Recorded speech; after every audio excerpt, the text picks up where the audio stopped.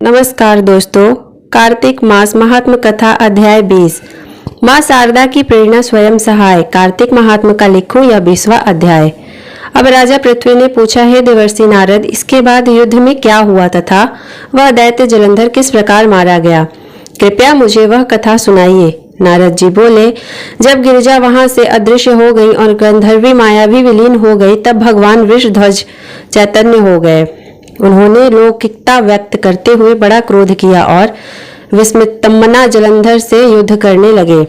जलंधर शंकर के बाणों को काटने लगा, परंतु जब काट न सका तब उसने उन्हें मोहित करने के लिए माया की पार्वती का निर्माण कर अपने रथ पर बांध लिया।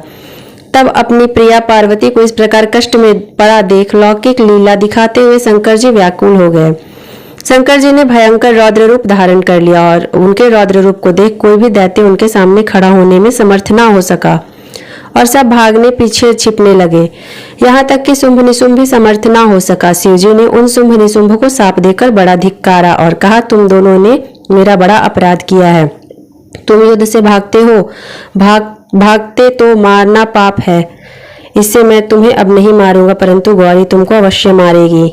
शिव जी के ऐसा कहने पर सागर पुत्र जलंधर क्रोध से अग्नि के समान प्रज्वलित हो उठा।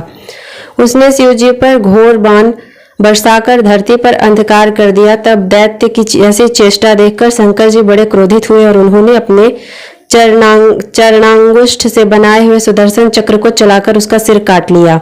एक प्रचंड शब्द के साथ उसका सिर पृथ्वी पर गिर पड़ा और अंजन पर्वत के समान उसके शरीर के 2 खंड हो गए।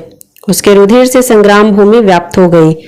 शिवाज्ञा से उसका रक्त और मांस महारौरव में जाकर रक्त का कुंड हो गया और उसके शरीर का तेज निकलकर शंकर जी में वैसे ही प्रवेश कर गया जैसे वृंदा का तेज गौरी के शरीर में प्रविष्ट हुआ। जलंधर को मरा देख देवता और सब गंधर्व प्रसन्न हो गए और मां शारदा की प्रेरणा की। स्वयं सहाय। जय श्री हरि।